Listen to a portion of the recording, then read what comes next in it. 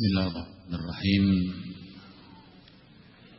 Innal hamdalillah nahmaduhu ta'ala wa nasta'inuhu wa nastaghfiruh wa na'udzu billahi min shururi anfusina wa sayyiati a'malina.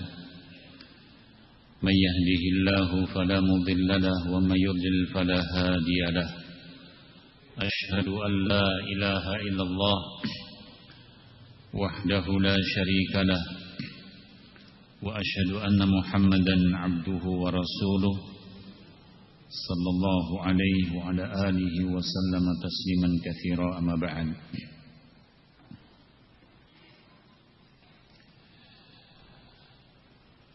Ikhwatul kiram, ahibati fillah, saudaraku rahimani wa rahimakumullah.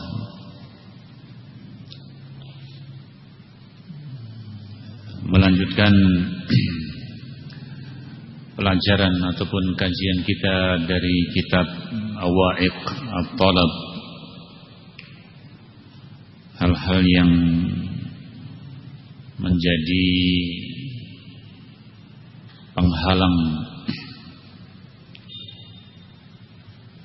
atau yang merintangi seseorang kala dia mencari ilmu. Telah kita selesaikan beberapa poin dalam bab ini.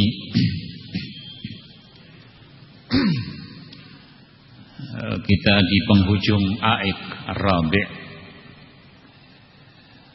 di penghujung pembahasan penghalang yang keempat,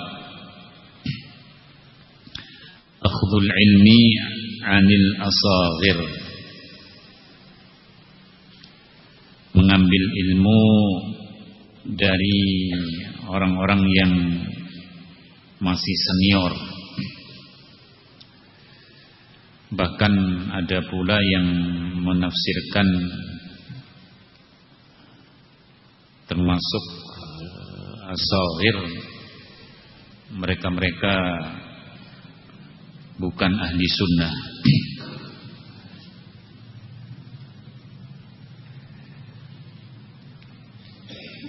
Qala al-muallif rahimahullahu ta'ala, wa huwa Syekh Abdus Salam bin Barjis rahimahullah, menukil ucapan Al-Fudail ibn Iyad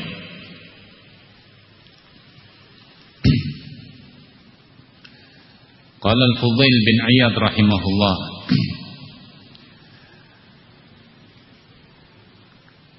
law ra'aitu rajulan ijtama'a an-nasu hawlahu laqultu hadza majnun.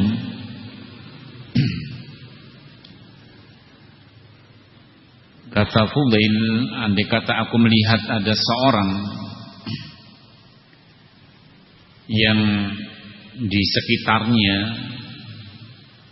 itu berkumpul orang-orang, artinya mungkin banyak yang datang, banyak yang menghadiri, saya katakan kepadanya, ini kegilaan, ini majnun. Qala manil ladzi istama'a an-nasu hawlahu la yuhibbu an yujawwida kalamah lahum. Kenapa? Kata beliau, siapa orangnya?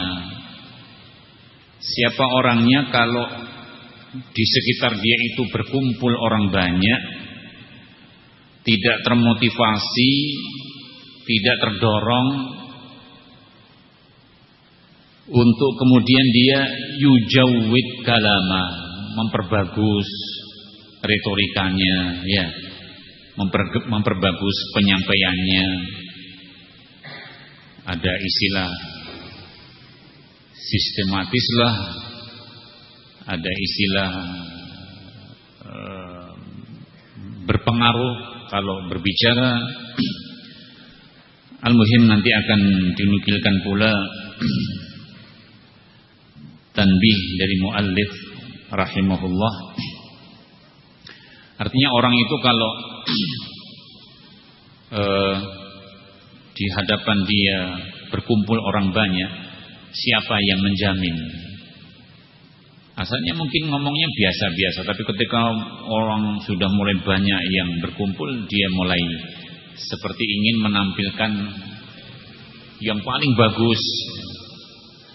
Dan na'udzubillah kalau sudah mulai muncul riya, baik dia mungkin memamerkan kemampuan, keahliannya. Sebab itu disebutkan oleh ahlul ilmi tentang nukilan bahwa Ibn Rajab Al-Hambali, insyaallah kita semua tahu siapa Ibn Rajab Al-Hambali rahimahullah, yang memiliki karya-karya yang luar biasa baik dari sisi penelitian, kecermatan maupun pengulasan. Salah satu kitab yang mungkin sering dibacakan di tengah-tengah kaum muslimin, Jami' Ulum wal Hikam,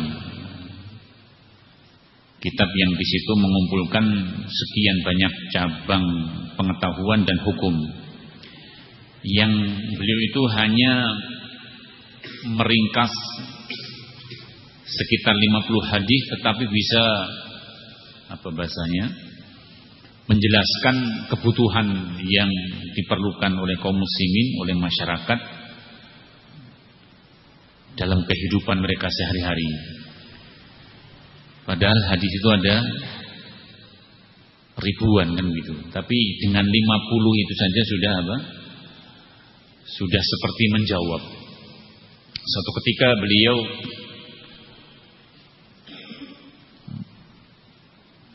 mengulas atau menjelaskan suatu permasalahan yang detail, rinci, jelas, tuntas, itu di hadapan murid-muridnya.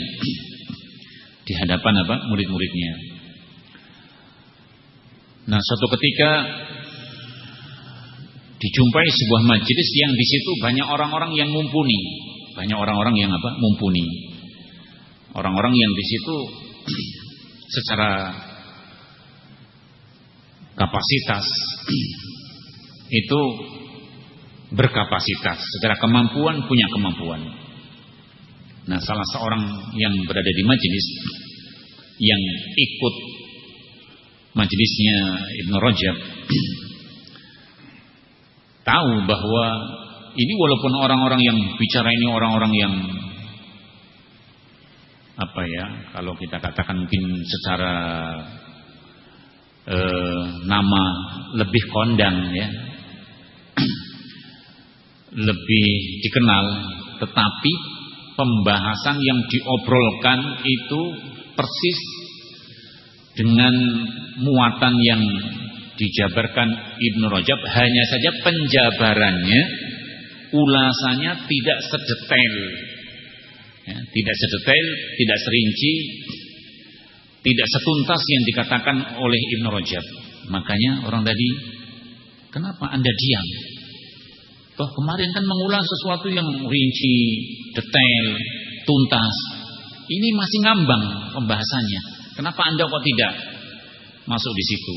Kata Ibn Rajab, ini majelisnya ahli dunia. Artinya orang-orang yang ingin mencari pengakuan. Iya. Ya mohon maaf. Kadang-kadang orang mungkin dijejerkan ya, menjadi narasumber 1, 2, 3, 4, 5 kan tuh. Mungkin topiknya sama, kan masing-masing pengin apa? Kata Fudul tadi, masing-masing pengin mengutarakan sesuatu yang orang mungkin nanti akan mengatakan, oh si fulan itu loh yang kalau menjelaskan penjelasannya tadi Masya Allah kan begitu. Siapa yang tidak kemudian pengin? Dan siapa yang aman ketika selesai lalu dipuji dengan begitu terus tidak tergeser hatinya. Siapa yang tidak aman? Nah, kalau ini majelis yang dikatakan dunia yang dikehendaki. Adapun kemarin saya menjelaskan kepada kalian, itu majelis yang saya kehendaki keikhlasan. Tidak ada tendensi apa-apa, tidak ada dorongan apa-apa, kecuali saya ingin menyampaikan ilmu. Tapi kalau di sini majelisnya mereka itu majelis yang di situ menghendaki kepada dunia. Dan di situ barakallahu Fudail bin Iyad itu kan juga dikenal tentang kezuhudan. Mutiara katanya itu banyak menyentuh kepada qalbu. Nah, di sini beliau katakan kalau ada orang kok digandrungi orang banyak, ya istilahnya. Kalau pas ada apa misalnya kegiatan muhadharah, kok tiba-tiba orang banyak yang mengelilingi dia, saya katakan ini orang ini majnun. Seorang yang dikelilingi orang banyak pasti dia menghendaki untuk apa? Memperindah bahasa retorikanya, penyampaiannya. Nah, wa qala aidan, juga dikatakan oleh beliau, balaghani annal ulama'a fima madha, sampai kepadaku bahwa ulama-ulama di masa dahulu, kanu idza ta'allamu, dulu ulama-ulama silam, ulama-ulama salaf itu kalau mereka itu belajar itu amilu, karena ilmu itu menuntut amal, mereka mengamalkan. Beda mungkin dengan kita ya. Kalau kita kan kelasnya itu kalau belajar itu apa? Ya sekedar pengetahuan, sekedar wawasan. Langsung nanti memperbanyak maklumat istilahnya, memperbanyak pengetahuan. Dan belum tentu kemudian ketika kita yang memotivasi itu memperbanyak karena dituntut untuk diundang sana, diundang sini, suruh nyampaikan sana, suruh nyampaikan sini, akhirnya memaksakan apa? Ayat disampaikan, ayat itu untuk siapa? Iya. Tapi diarahkan kepada siapa? Paham? Makanya kalau kita mau jujur, barakallahu fikum, kisah Yazid Al-Faqir, seorang tabi'i, dia itu dijuluki Al-Faqir karena tulang punggungnya itu ada gangguan. Bukan orang yang fakir bermakna tidak punya. Yazid Al-Faqir, jadi ada gangguan ya. Ya tidak sampai, mungkin istilahnya sampai apa namanya, saraf kejepit, tapi punya gangguan pada tulang belakangnya. Beranjak dari kampungnya mau menuju Madinah, mau menuju Mekah di masa haji, itu niatannya bersama rombongannya pengen mendemonstrasikan pemikirannya. Paham? Orang itu kadang-kadang kalau diundang itu memang dari rumah sudah mempersiapkan. Pokoknya saya kesana itu harus ini yang harus saya sampaikan, ini yang harus saya bidik, ini harus tersampaikan, terlepas salah atau betul. Ya, hati-hati. Lewat di Madinah ketemu sahabat Jabir bin Abdullah sedang bermajelis dengan yang lainnya, menceritakan tentang Jahannamiyun, menceritakan tentang orang-orang yang masuk neraka itu mendapatkan syafaat Nabi. Mereka itu digambarkan seperti arang hitam yang gelap, lalu karena syafaat disebabkan karena tauhidnya yang tidak menyekutukan Allah, Walaupun pelaku dosa dan kemaksiatan, karena kita kenal Khawarij itu kan memvonis pelaku dosa itu dengan kekafiran. Karena mereka menyeret ayat, apa itu? Kullama aradu ayyakhruju minha u'idu fiha. Surat mungkin yang lebih gampang diingat pada sajadah. Setiap kali mereka itu ingin keluar di neraka, dikembalikan. Itu siapa coba? Siapa mas? Ya orang-orang kafir. Ya, setiap kali mau keluar dikembalikan lagi. Nah, seolah-olah bahwa seorang kalau sudah masuk neraka itu dihukumi seperti itu semua. Yaitu apa? Setiap kali mereka itu ingin keluar dikembalikan. Berarti kan tidak bisa keluar dari neraka. Itu siapa? Orang-orang kafir. Orang mukmin tidak seperti itu. Lalu kalau ada pertanyaan, mungkinkah orang mukmin masuk neraka? Naam, mungkin ya, dengan sebab dosa kalau Allah menghendaki. Ya. Seperti pada hadis-hadis yang cukup banyak dalam bab ini. Nah, itu mereka terapkan bahwa kalau orang itu masuk neraka mesti kekal di situ dan tidak akan bisa keluar. Akhirnya apa? Ayat yang harusnya khusus tapi apa? Dipakai untuk menghukumi yang lain. Dipakai untuk hukum memukul rata ya. Ini salah. Makanya Yazid Al-Fakir tercengang. Kok ada penjelasan seperti itu? Padahal kami ini para penghafal Quran. Makanya Jabir bertanya, "Ataqra'ul Quran? Kamu hafal Quran?" "Na'am." Baik. Singkat cerita, barakallahu fikum, yang awalnya pengen mendemonstrasikan pemikiran itu gagal dengan taufik minallah, bertemu dengan seorang sahabat. Ini kan barokah ya. Makanya istilah seorang kadang-kadang pergi umroh, pergi haji, itu di antara kemanfaatannya kadang seorang bertanya kepada ahlul ilmi dalam permasalahan-permasalahan yang umum. Jangan istilahnya kayak menjadi utusan membawa permasalahan yang ada di negaranya. Wong di kepala dia aja banyak masalah, belum selesai ya. Di kepalanya itu kan banyak penyakit. Kok kemudian mengatakan saya harus membawa permasalahan dari negara kami, saya ajukan untuk minta fatwa misalnya kepada masyayikh di sana.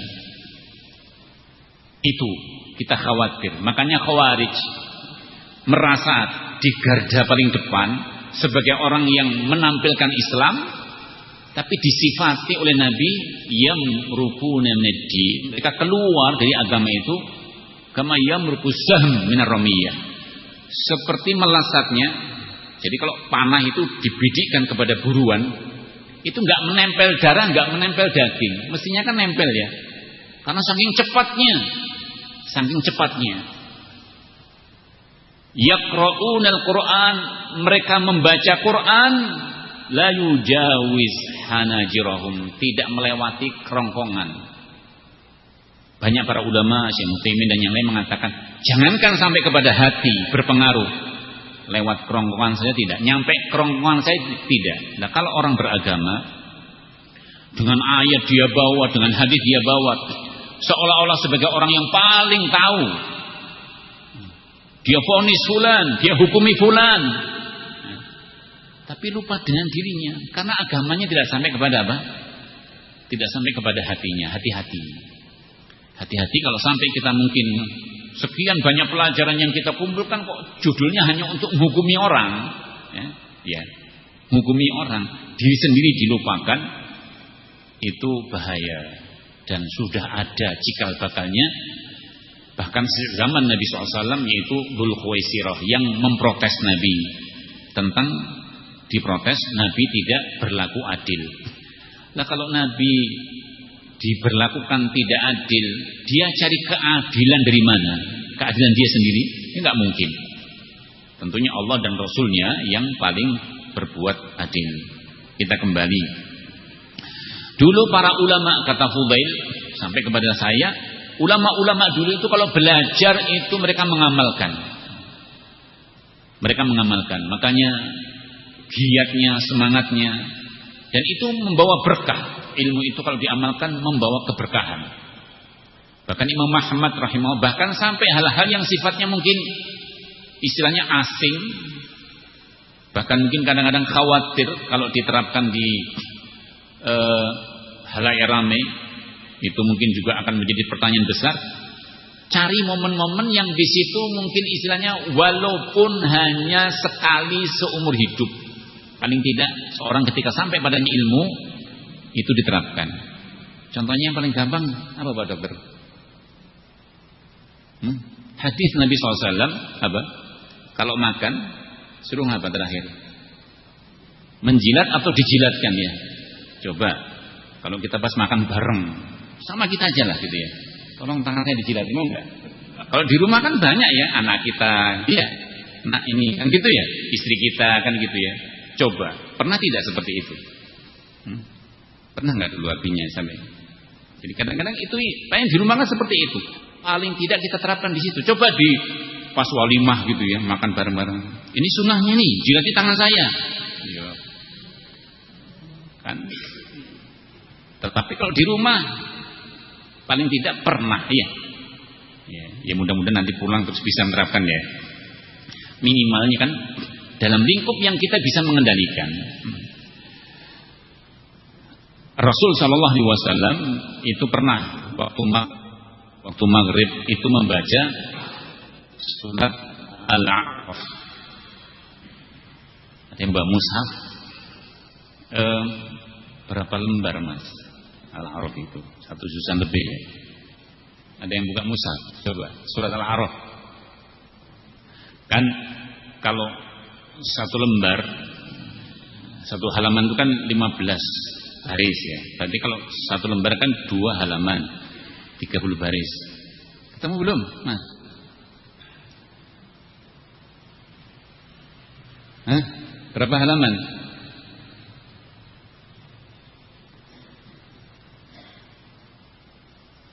Beliau membaca di waktu maghrib. Beliau membaca di waktu sholat maghrib.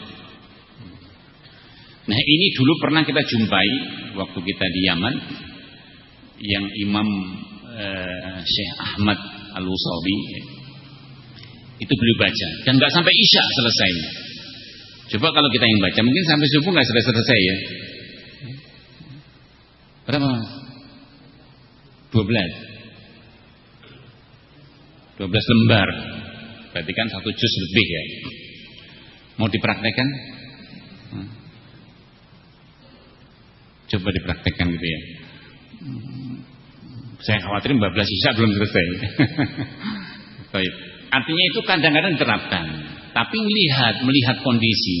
Syekh Mukbil dulu sering ingatkan kepada kita. Tidak mengapa kalian di sini sholat pakai sendal, pakai sepatu. Bisa jadi kalian pulang ke negara masing-masing seumur hidup tidak bisa menerapkan. Betul. Kita kesulitan. Artinya di tempat masjid ya. Bukan kalau pas ada misalnya sholat jenazah di luar, kita pakai sendal, kita pakai sepatu. Nah, betul. Beliau menyampaikan demikian. Kalian harus berusaha mencoba untuk kalau sholat pakai sendal atau pakai sepatu. Karena belum tentu kalau pas pulang nanti bisa menerapkan. Ternyata betul. Dan begitu para ulama, kalau mereka belajar itu mereka menerapkan. Penerapan itu kan bisa mengandung kepada perbuatan, atau kalau memang muatan ilmunya suruh meninggalkan ya kita tinggalkan, kan begitu. Kalau wa idza amilu syughilu. Kemudian kalau mereka itu sudah mengamalkan, berusaha untuk menyibukkan diri dengan berbagai macam kegiatan yang sifatnya bermanfaat. Wa idza syughilu faqadu. Atau bisa di situ idza amilu syughilu wa idza syughilu faqadu atau fuqidu. Kalau mereka itu sudah menyibukkan diri dengan berbagai macam mungkin membahas, menulis. Al-Imam Bukhari rahimahullah itu punya kitab namanya Tarikh Al-Bukhari. Tarikh itu apa ya? Menyebutkan tentang biografi seorang alim fulan, lahir di mana, tempatnya di mana, belajarnya kemana. Nah, itu dikritik oleh orang-orang yang di zamannya. Kamu kok menghibah katanya, menghibah orang. Kan kadang-kadang disebutkan bulan-bulan dia begini, dia begini. Ada seperti mengandung ghibah. Saya tidak menghibah. Itu ditulis. Kata Imam Az-Zahabi dalam kitab Syiar menceritakan tentang kisah Imam Bukhari. Ditulis itu di dekat makam Rasul, dekat kubur Nabi, di masa-masa kapan? Cahaya rembulan, bulan-bulan purnama. Iya. Paling kan tanggal 13, 14, 15, 16. Saat-saat itu. Karena minimnya pencahayaan. Mau dihidupkan apa mau dimatikan? Lampu semua terus pakai rembulan gitu. Baik.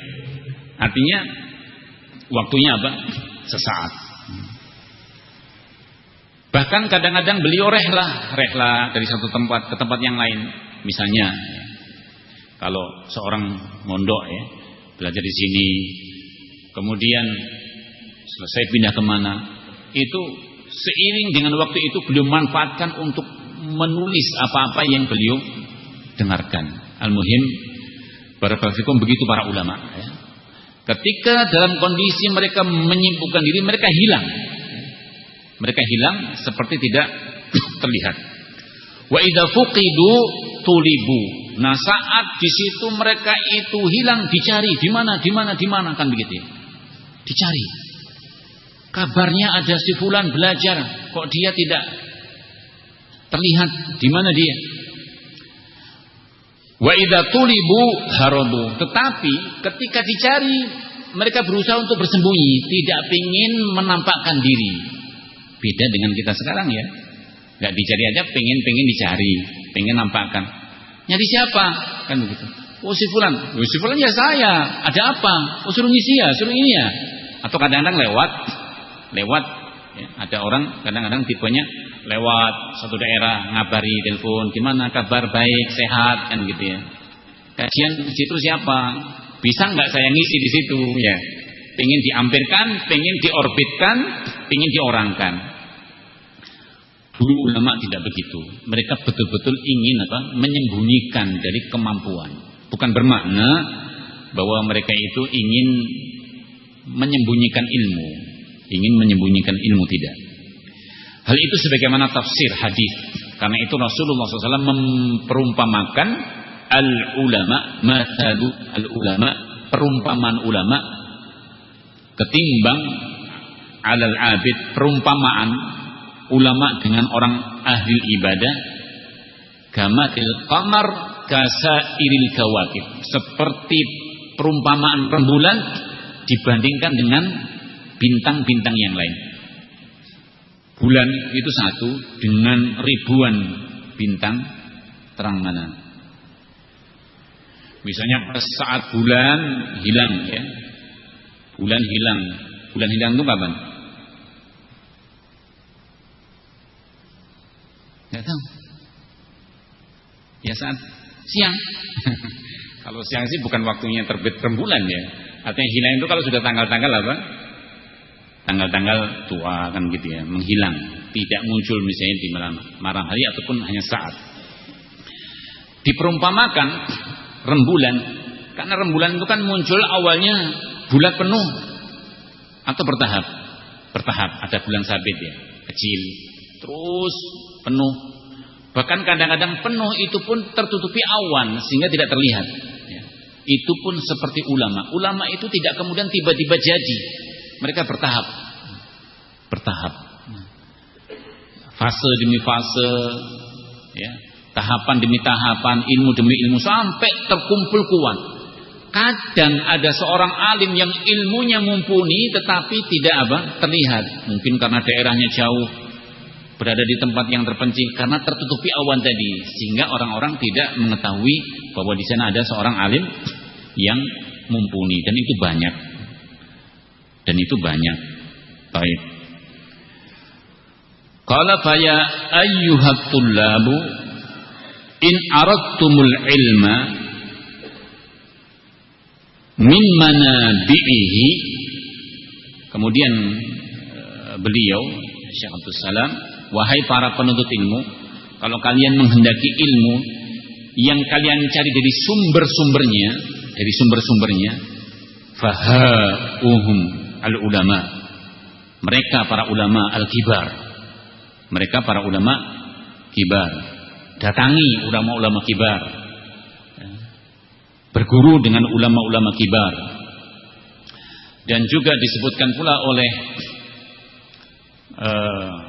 ahlul ilmi dalam bab ini bahwa rehlah itu kan termasuk sunnatullah, ya. Sunnatullah yang Allah kehendaki bahwa ilmu itu dengan cara seorang berguru, rehlah.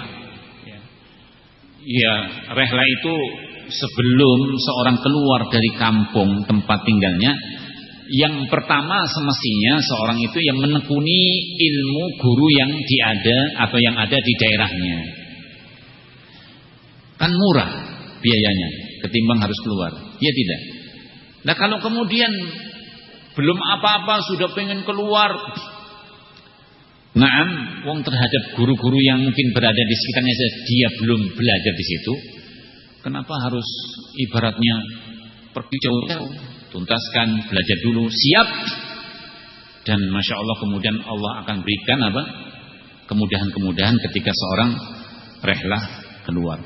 Rehlah itu bukan hanya sekedar pengen diakui telah belajar melalang buana kemana-mana, tidak. Banyak gurunya tidak. Tetapi ketika rehlah itu harus difahami ada perkara-perkara yang harus seorang perhatikan. Pertama, keikhlasan, niatnya apa. Yang kedua juga memahami. Jangan sampai lama mondok. Saya misalnya di Entengnya sini 4 tahun, pindah nanti kemana 5 tahun, 10 tahun menghabiskan waktu. Apa yang dipahami? Enggak ada yang saya pahami. Itu juga salah. Harus ada yang difahami, faham. Dan itu bertahap. Kemudian yang tidak kalah penting as-sidq, kejujuran. Kejujuran di dalam apa? Seorang manakala mencari ilmu. Untuk apa? Adakah tendensi-tendensi duniawi? Adakah reputasi-reputasi yang ingin dia peroleh? Adakah julukan-julukan yang dia ingin tunggu disematkan padanya? Ayuhat tullab, in aradtumul ilma min manabihi fahahum al-ulama al-kibar alladzina syabat lihahum. Mereka para ulama-ulama senior yang sudah beruban jenggotnya. Yang sudah beruban apa? Jenggotnya. Dan ini tidak bermakna bahwa seperti yang kemarin sudah kita sampaikan, tidak bermakna kalau ada seorang alim yang mumpuni belum ada pada wajahnya rambut. Apa maknanya? Belum berjenggot gitu ya. Lalu ini berjenggot aja belum, apalagi putih kan gitu ya. Sebelum putih kan ada dulu ya. Iya, jangan sampai muncul langsung putih, tidak. Sebelum orang itu janggutnya putih kan muncul dulu. Imam Bukhari itu pernah dalam sebuah majelis dikatakan, ini bagaimana si fulan pemuda ini wajahnya belum ada rambutnya, bermakna belum muncul jenggotnya, kok kita suruh duduk dengan dia? Padahal apa? Memang beliau orang yang berkapasitas. Artinya kalau memang ada orang yang seperti itu dan memang mumpuni, bukan bermakna apa? Kita tidak boleh mengambil darinya. Tetapi yang dimaksud, kalau betul-betul seorang ingin mencari sumber yang dimana seorang mencari ilmu, lihat orang-orang yang sudah beruban lehahnya, wa nahalat jusumuhum, sampai badannya itu kurus-kurus. Karena apa? Ya kadang begadang malam. Tapi jangan sampai nanti ini kok orang syekh gemuk banget, saya menjauhlah, kan begitu. Bukan begitu. Ya. Rata-rata seorang ya, alim itu biasanya badannya habis. Badannya apa? Habis. Dikisahkan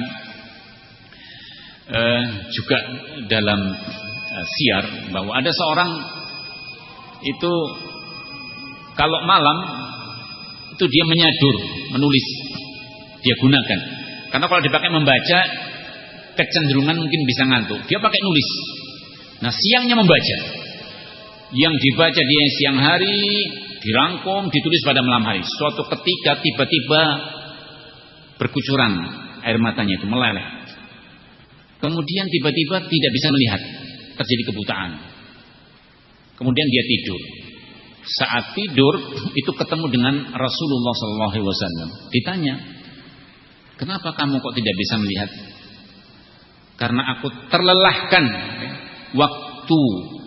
Aku lelah, waktuku aku habiskan untuk menulis, yaitu sabdamu, hadis-hadismu. Kemudian Rasul mendoakan bangun dalam kondisi normal kembali. Normal kembali. Baik. Ikhwatah barakallahu fikum, sehingga begitu para ulama itu kadang-kadang sampai mereka itu berpengaruh pada fisiknya, pada indranya. Seperti Imam Bukhari sendiri pun dalam kondisi mengalami kebutaan. Qala wa nahalat jusumuhum wa dhabulat quwahum fil ilmi wa ta'lim. Dan di situ muncul kekuatan dalam masalah ilmu dan pengajaran. Ilzamuhum, tekuni, datangi, duduk bersamanya, qabla an tafqiduhum, sebelum kamu kehilangan mereka. Makanya kadang orang itu menganggapnya wah, contoh ya di Masjid Nabawi. Di Masjid Nabawi itu kan banyak para masyayikh. Banyak para masyayikh. Di zaman-zaman mungkin sebelumnya ada Syekh Ali Hudayfi yang sering mengimami. Di situ juga ada Syekh Abdul Muhsin Al-Abbad. Banyak masyayikh hebat di situ. Nah, ada sebagian yang dengan kemudahannya walaupun bahasanya itu, oh saya itu diberi tempat karena untuk mengajari orang-orang asing ya, dari masing-masing daerah. Syekh Muhammad bin Ghalib itu beliau ketika mensyarah bab ini, kamu jangan merasa tertipu dengan penampilan seperti itu. Mestinya ketika di situ banyak masyayikh yang sedang mengajar, ya jangan kamu korbankan waktumu untuk kemudian walaupun kamu dikatakan saya mendapatkan tempat di Masjid Nabawi, tapi kamu datang dulu ke mereka, hadiri mereka. Ya, artinya jangan pas berbarengan. Ya. Jangan pas berbarengan.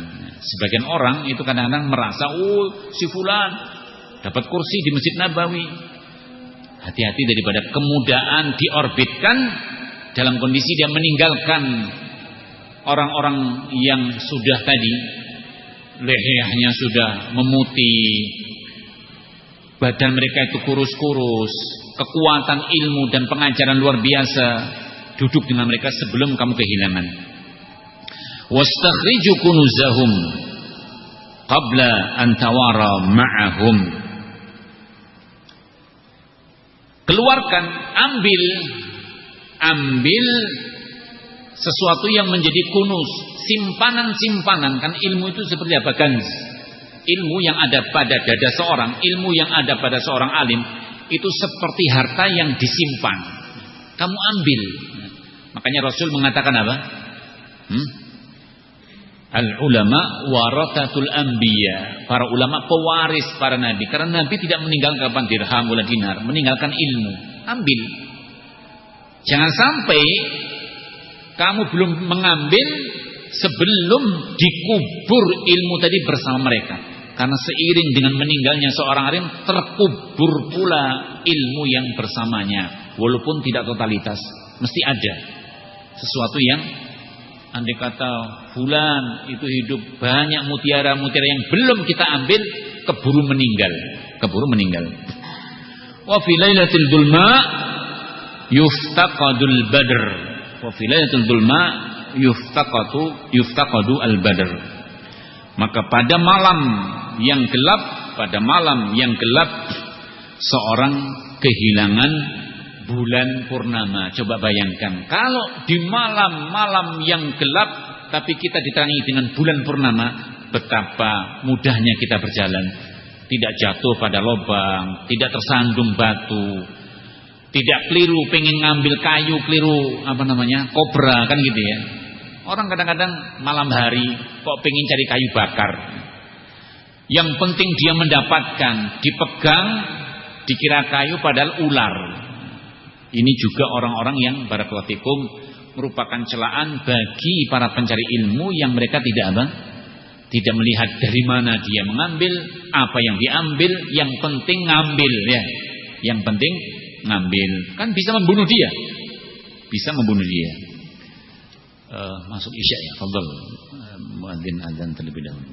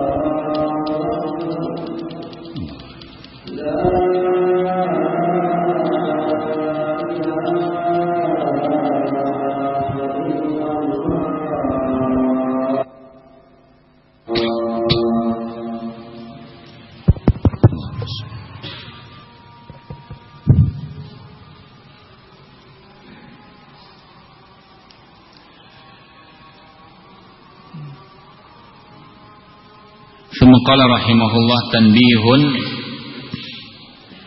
sebagai peringatan bersama, fi hadza az-zamani ikhtalla mi'yaru kathirin minal 'ammati fi taqyimil ulama. Sebagai bentuk peringatan, kata beliau, di zaman ini artinya beliau berbicara sudah puluhan tahun yang silam. Ucapan semacam ini tentunya barakallahu fikum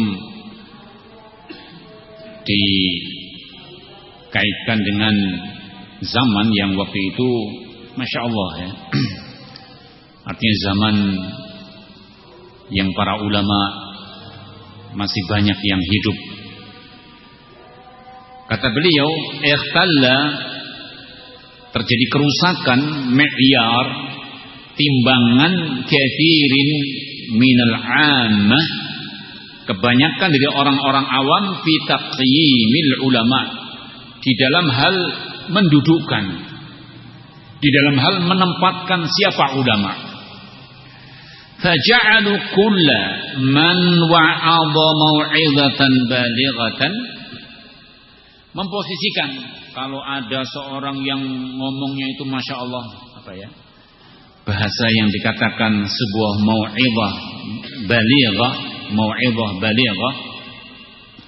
ini bisa mengandung kepada kalau bicara, kalau pidato, kalau ceramah, kalau khutbah, itu dia apa? Ucapannya jelas, gamblang, dia memberi nasihat dengan kalimat-kalimat yang penuh mengesankan, misalnya membekas pada hati, fasih bahasanya misalnya begitu. Au alqa muhadaratin hadifatan, atau kalau dia itu menyampaikan muhadarah, apa bahasanya? Muhadarah ini identik kepada pidato-pidato, ceramah-ceramah. Makanya ikhwatah barakallahu fikum, hendaknya kita lebih kepada fokus di dalam kajian-kajian kita itu, jangan lebih menyeringkan dengan istilah apa ya, kajian tematik. Tapi mari, banyak kitab-kitab para ulama yang istilahnya belum kita baca, padahal di situ gudangnya apa? Bimbingan dan pengetahuan. Bukan bermakna tidak boleh, ya, bukan bermakna tidak boleh, tetapi paling tidak ya, terkhusus misalnya asatidzah di markas-markas ilmi, pelajaran, mencoba diselesaikan, disabari, 1 pelajaran, 2 pelajaran terus, karena itu lebih kepada memberi manfaat. Atau dia menyampaikan sebuah muhadharah yang sifatnya hadifah, yang istilahnya memiliki sasaran, atau apa ya, topiknya topik yang sesuai dengan keadaan, dengan zamannya, ya. Au khataba al-jum'ata murtajilan, atau kalau khutbah itu tiba-tiba dia bisa langsung mendatangkan judul, atau misalnya disuruh pas lagi duduk nunggu Jumat, khotib kok nggak datang, betul, antum yang naik. Ya. Irtijali, artinya tanpa persiapan apapun kok tiba-tiba Masya Allah, kapan dia persiapan? Enggak persiapan. Ya, sedikit faedah ya.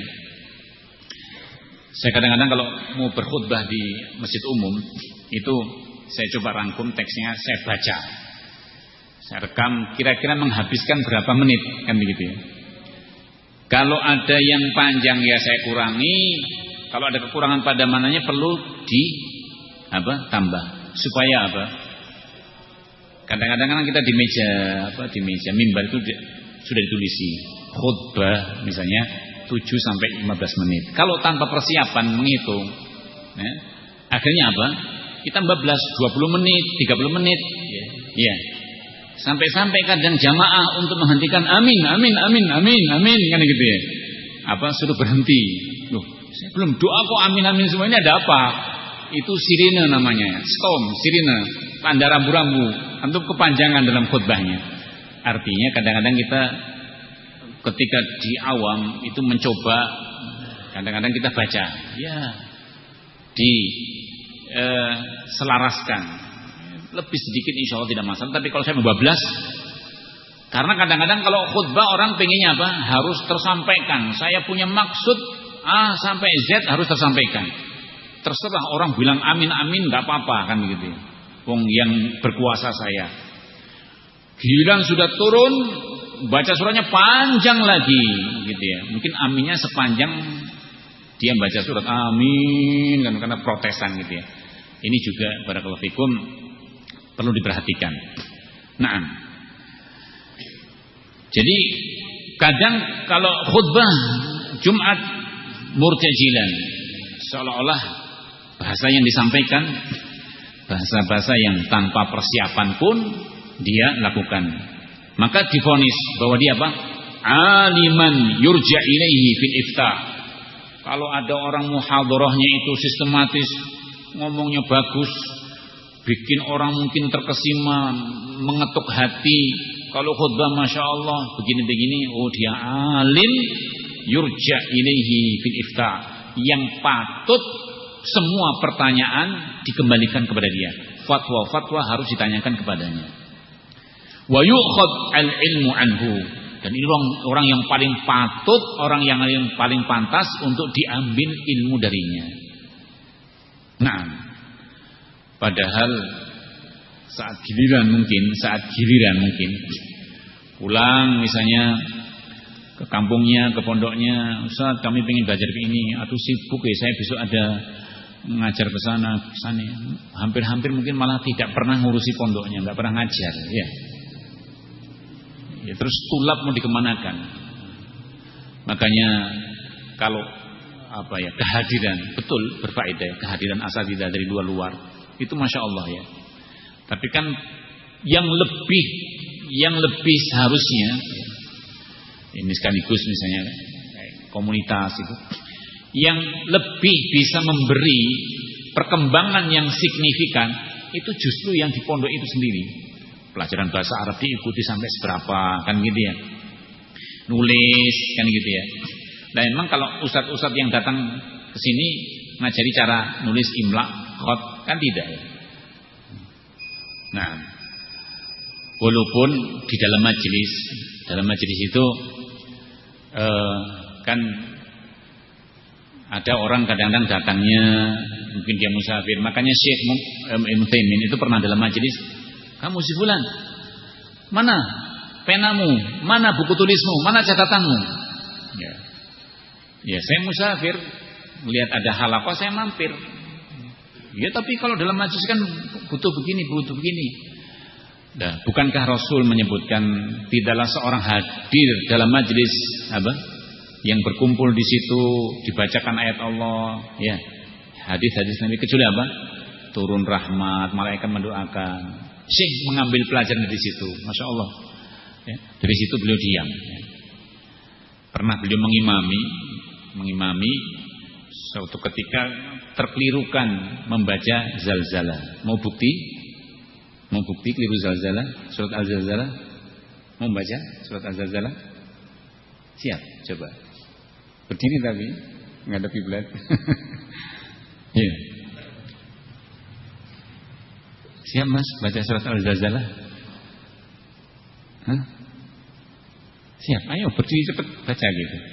Nah, suatu ketika Syekh keliru, ada kekeliruan, ditegur. Yang menegur ini kan, kalau yang negur sana negur sini negur kan jadi malah tambah terjadi kebingungan. Ini saya yang mana ini yang betul kan, terus kebingungan, malah tambah kacau. Selesai sholat beliau ingatkan, kalau menegur itu satu saja, biar jelas, suaranya jelas, imam juga tahu apa yang ditegur, sampai mana bacaannya, yang keliru apa kan begitu. Jangan tahu kur ya, bareng-bareng negur, suara kayak apa gitu, loh kaget kan begitu ya. Kenapa? Karena itu surat yang tidak mungkin orang lupa ya. Seperti orang misalnya ngimami Al-Fatihah, ditegur, kira-kira bingung nggak? Ya bingung, biasanya namanya Fatihah kan nggak pernah salah, ya. Selesai begitu ada seorang syekh, seorang tua datang kepada beliau, ingatkan kepada syekh. Lah kamu zalzal aja sampai lupa. Kalau emang lupa ya jangan jadi imam, syekh diam pergi. Artinya memang kadang-kadang apa? Barakallahu fikum, ya begitulah ya. Begitulah para ulama itu betul-betul kadang-kadang menghormati ya. Menghormati ya. Namanya orang kadang-kadang terjadi kekeliruan ya. Baik. Kita kembali.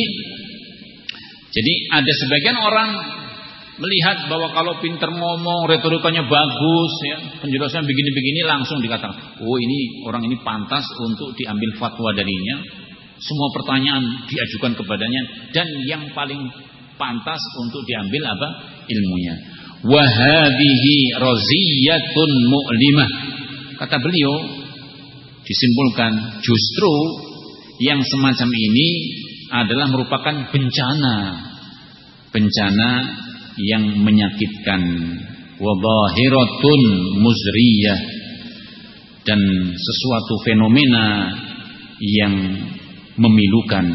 Kalau sampai tolok ukurnya orang itu hanya melihat, misalnya ada ceramah yang datang ribuan orang, lalu orang mengatakan, oh ini orang pantas untuk diambil fatwanya, kan begitu ya. Tatayara syararuha. Bahkan barakallahu fikum, kalau sampai itu yang menjadi patokan pijakan, akan tersebar kejelekannya, kejelekan-kejelekan yang ada pada zaman akan tersebar. Wa amma dararuha, bahkan bahayanya akan bisa merata. Idhiya isnadul ilmi ila ghairi ahlih. Kenapa? Karena posisinya awam tadi menyandarkan ilmu bukan kepada orang ahlinya, bukan orang yang berkompeten, bukan orang yang berkapasitas. Kan ada ini orang pinter ya, orang cerdas. Untuk kasih aja maklumat, dia baca 1 lembar 2 lembar langsung nyantol. Ya. Dikasih aja maklumat orang-orang pinter itu, orang-orang yang cerdas. Baca 1 kelebatan langsung hafal, kasih aja maklumat, suruh ceramah, iya. Bukankah nanti apalagi dia pinter, retorikanya bagus, ngomongnya, ucapannya, dan kuat di dalam menyimpan hafalannya, sampaikan kepada dia, suruh membacakan begitu melalui hafalan dia. Nah, apakah orang-orang yang seperti ini yang dijadikan patokan untuk dimintai fatwa ya, dan diambil ilmu darinya? Kalau yang sampai seperti ini yang menjadi patokan, kata beliau, ini merupakan sebuah raziyah mu'limah, satu kondisi yang menunjukkan kepada sebuah bencana, musibah yang menyakitkan, zahiratun muzriyah, fenomena yang di situ memilukan. Tatayara syararuha, bahkan tersebar kejelekannya itu seperti burung menyebar kemana-mana malam. Wa amma dararuha, bahkan merata bahayanya. Idhiya isnadul ilmi ila ghairi ahlih, karena ini salah satu bentuk penyandaran ilmu kepada orang yang bukan apa? Ahlinya. Kemudian beliau menukilkan dengan semakna, idza wusidal amru ila ghairi ahlih. Kalau urusan itu disandarkan, dipercayakan kepada orang yang bukan ahlinya, fangtadir sa'ah, maka tunggulah datangnya hari kiamat. Semakna yaitu hadis yang diriwayatkan Imam Bukhari dari sahabat Abu Hurairah. Ada seorang Arabi datang kepada Nabi SAW dalam kondisi beliau sedang memberikan apa? Mau'izah kepada para sahabat. Artinya beliau sedang menyampaikan suatu majelis ilmu. Arabi tadi datang menanyakan kapan kiamat tiba. Kapan kiamat tiba? Sebagian rawi mengatakan Rasul tidak menanggapi. Ada yang mengatakan karena tidak suka dengan pertanyaannya. Ada yang mengatakan beliau tidak mendengar. Beliau tidak mendengar, tapi masih fokus dengan apa? Penyampaian ilmu yang disampaikan kepada para sahabat. Namun setelah beliau mengakhiri majelisnya, beliau bertanya, di mana si penanya tadi? Di mana orangnya yang menanyakan kapan kiamat tiba? Maka beliau jawab, idza dhayya'at al-amanah, idza dhayya'atil amanah, kalau amanah itu disia-siakan, idza dhayya'atil amanah, idza dhayya'at al-amanah, kalau amanah itu disia-siakan, bermakna orang diberi kepercayaan, dia sia-siakan, tidak barakallahu fikum dipertanggungjawabkan. Dan mungkin dalam kehidupan kita cukup banyak ya, seperti anak, itu amanah dari Allah Subhanahu wa taala. Atau dalam kehidupan kita, tatkala kita mungkin ikut sama-sama misalnya mengurusi kegiatan pondok pesantren atau apapun lah, amanah dipikulkan kepada kita, maka seorang andai kata memang punya kemampuan, maka sambut dan tunaikan dengan semampunya. Kata Nabi, idza dhuyyatil amanah fantadhiris sa'ah, tunggulah kiamat akan tiba. Kemudian Arabi tadi bertanya, kaifa idha'atuha, kaifa idha'atuha, lalu bagaimana kok bisa hilang, lalu bagaimana kok bisa tersia-siakan amanah tadi. Jadi ceritanya sebab munculnya hadis tadi kan, Rasul ditanya tentang kapan kiamat. Ya, kata Nabi, kalau amanah disia-siakan. Nah, Arabi tadi bertanya, lalu gambarkan kepada kami bagaimana bentuk penyanyiannya, disia-siakan itu bagaimana? Disia-siakan amanah itu bagaimana? Jawabannya, idza wusidal amru ila ghairi ahli. Bentuknya yaitu realnya, prakteknya penyanyian amanah kalau menyandarkan urusan kepada orang yang bukan ahlinya, bukan orang yang apa? Bukan orang yang ahli, bukan orang yang memiliki kemampuan. Adapun orang misalnya punya potensi, dia punya kemampuan, orang berkapasitas, ya monggo, dalam bab apapun, dalam bab ilmu, dalam bab misalnya apa ya, bidang yang sifatnya duniawi, mengurusi manajemen pondok atau apapun, seorang jika punya kemampuan lalu disandarkan dan dia tidak menyanyiakan, ini tidak termasuk dalam bab apa? Dalam bab idza wusidal amru ila ghairi ahli. Dan orang boleh misalnya, saya punya kemampuan demikian, saya ingin membantu di pondok, kan begitu ya, dan semoga perkara ini bisa lancar, kan begitu ya. Baik. Namun kalau kita sembarangan, kemudian kita mungkin tidak melihat kepada siapa yang harus kita berikan tanggung jawab yang membidangi, tetapi kemudian kita seolah-olah sembarangan, maka itulah tafsir hadis ketika Arabi tadi disampaikan oleh Nabi, idza dhuyyatil amanah fantadhiris sa'ah, kalau amanah itu disia-siakan maka tunggulah apa? Tunggulah kiamat itu akan tiba. Lalu Arabi tadi bertanya, bagaimana kaifa idha'atuha, penyanyian itu bagaimana, bentuknya bagaimana? Kata Nabi, idza wusidal amru ila ghairi ahli fantadhiris sa'ah. Baik, wallahu alam, mungkin ini yang bisa kita sampaikan pada kesempatan malam hari ini. Mudah-mudahan memberi manfaat kepada kita semua. Ma'dziratan kalau ada sesuatu yang keliru dan salahnya semata-mata dari keterbatasan ilmu